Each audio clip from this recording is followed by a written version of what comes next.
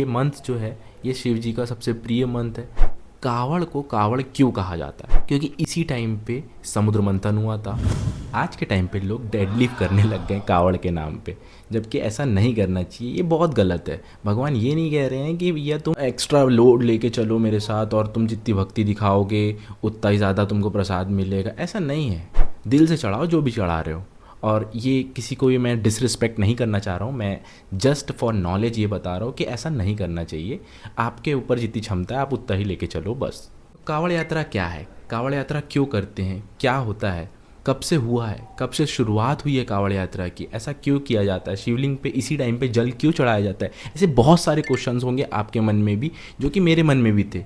इस वीडियो में हम दोनों को ये चीज़ का नॉलेज हो जाएगा। पौराणिक काल में मतलब सतयुग के टाइम पे जो देवों के देव महादेव हैं शिव जी ने जो समुद्र मंथन से निकला हुआ विष जिसका नाम हलाहल था उसे ग्रहण किया था।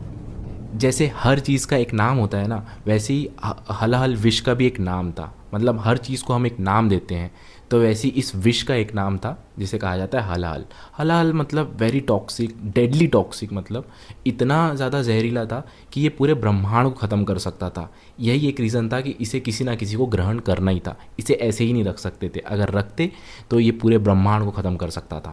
तो हलाहल विष निकला था समुद्र मंथन से, और समुद्र मंथन की एक बहुत लंबी स्टोरी है जिसको मैं नेक्स्ट वीडियो में कवर कर लूँगा। तो शिव जी ने समुद्र मंथन से निकला हुआ हलाहल विष ग्रहण किया, जिस वजह से उनका गला नीला पड़ गया, क्योंकि उन्होंने उसे अपने कंठ में रोक के रखा था, मतलब गले में रोक के रखा था, और उस वजह से उनका गला पूरा नीला पड़ गया। और उसी वजह से उनका एक नाम ये भी पड़ा नीलकंठ। लेकिन उसे ग्रहण करने से उनके शरीर में इतनी जलन पैदा हो गई, इतनी गर्मी उन्हें लगने लग गई कि उनका पूरा शरीर जल रहा था।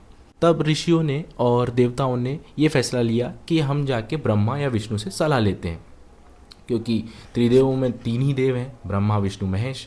अब महेश परेशान है, मतलब महादेव परेशान है, तो किसके पास जाएं? ब्रह्मा और विष्णु, क्योंकि यही सलाह दे सकते हैं। तो त्रिदेवों ने ये फैसला लिया कि शिव जी को अभी शांति देने की ज़रूरत है, मतलब शीतलता या ठंडक प्रदान करने की ज़रूरत है। और ठंडक पूरे स्वर्ग में एक ही चीज़ से मिल सकती थी, जो कि है गंगा का जल, क्योंकि गंगा के जल को बहुत ठंडा माना जाता है। दूसरा, उसमें कोई बैक्टीरिया नहीं होता। तीसरा, उसमें कभी बैक्टीरिया पनप भी नहीं सकता। अलॉन्ग विद दैट बहुत सारी मतलब बहुत सारे उसके पीछे रीजंस है कि गंगा का ही जल क्यों। एक तो गंगा स्वर्ग से उतरी है, पहले वो धरती में ही थी, उसके बाद स्वर्ग गई, फिर वापस स्वर्ग से नीचे उतरी, तो गंगा का जल अमृत की तरह भी है, इसलिए गंगा का जल उन्हें शिवलिंग पे चढ़ाने का फैसला लिया गया। अब इस बात का डिटेल आपको स्कंद पुराण या शिव